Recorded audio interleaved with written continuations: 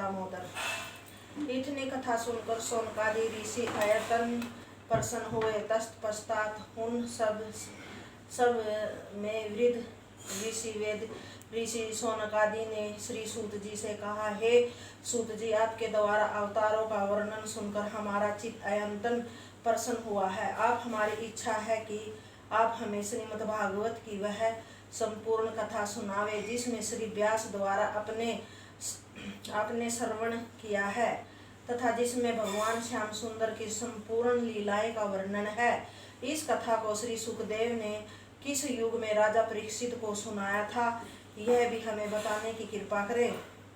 इस काल रूपी संसार में मृत्यु का कोई ठिकाना नहीं है, फिर भी राजा परीक्षित को सर्प के काट जाने का भय क्यों हुआ था। हमें एक बड़ा आश्चर्य यह भी है कि सुखदेव जी परम विरक्त होने के कारण किसी भी स्थान पर एक क्षण से अधिक नहीं ठहरते। वे राजा परीक्षित के पास कथा सुनने के लिए 7 दिन तक कैसे बैठे रहे एवं उन को पिन धारा तथा विभूति लगाए हुए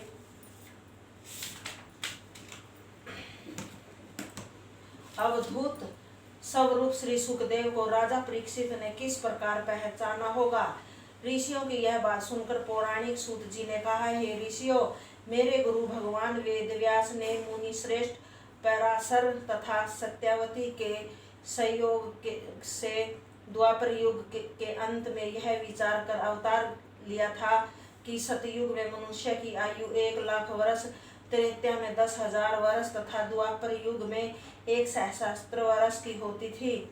जब तक आयु पूर्ण नहीं हो जाती तब तक मनुष्य मृत्यु को प्राप्त नहीं होता, परंतु कलयुग में मनुष्य की आयु केवल 120 वर्ष की ही रह जाएगी तथा उनमें भी पाप कर्म करने के कारण वे इसके भीतर ही मर जाएंगे। उन्होंने यह भी सोचा था कि अन्य युगों में तो मनुष्य दीर्घायु होने के कारण अपना समय वेद अध्ययन, यज्ञ आदि शुभ कर्मों में व्यतीत करके मोक्ष को प्राप्त कर लेंगे, परंतु कलयुग में अल्पायु होने के कारण न तो वे वेद अध्ययन ही कर पाएंगे और न ही तपस्या कर सकेंगे। उनके पास इतना धन भी नहीं होगा कि वो यज्ञ दान आदि करके ही संसार सागर पार कर सकेंगे। वे कलयुग जीव संसारी सुखों में डूबे रहकर स्त्री एवं धन आदि के मोह में मोहित होकर मोक्ष पद प्राप्त नहीं कर सकेंगे। अतः केवल हरि भजन द्वारा ही उनका उद्धार होना संभव हो सकेगा।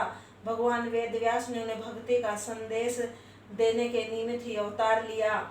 एक दिन श्री वेदव्यास सरस्वती नदी के तीर पर पहुंचकर स्नान तथा ईश्वर आराधना के पश्चात अपने वन में इस प्रकार विचार करने लगे कि कलयुग के प्राणी कैसे मूढ़ हैं, जो सत्संग द्वारा ईश्वर को पहचानने का प्रयत्न भी नहीं करते और सांसारिक तृष्णा को किस तरह छोड़ नहीं पाते।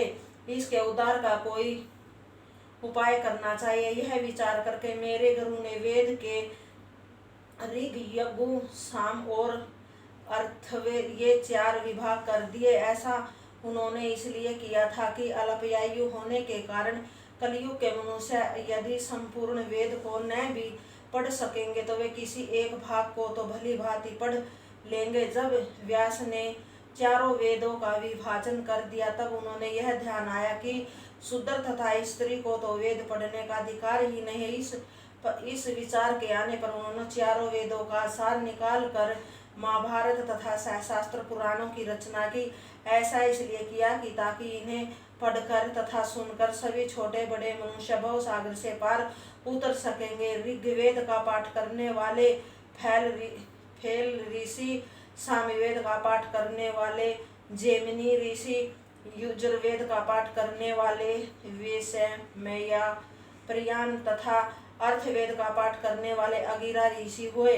मेरे पिता रोमहर्षण ने महाभारत पुराण को पढ़ा। इन ऋषि श्रवण ने अपने शिष्यों को जो वेद पढ़ाए उन्हें वेद की शाखा समझना चाहिए। महाभारत पुराण 1,00,000 श्लोकों का है, उसे सुनने तथा पढ़ने में परम पुण्य की प्राप्ति होती है। वेदों का विभाजन करने तथा महाभारत 1 सहस्त्र पुराणों का निर्माण करने के बाद श्री वेदव्यास को अपने हृदय में किस प्रकार का भाव खड़कने लगा। वे विचार करने लगे कि इतने ग्रंथों का निर्माण करने के पश्चात भी मेरी आत्मा को शांति क्यों नहीं प्राप्त हुई है।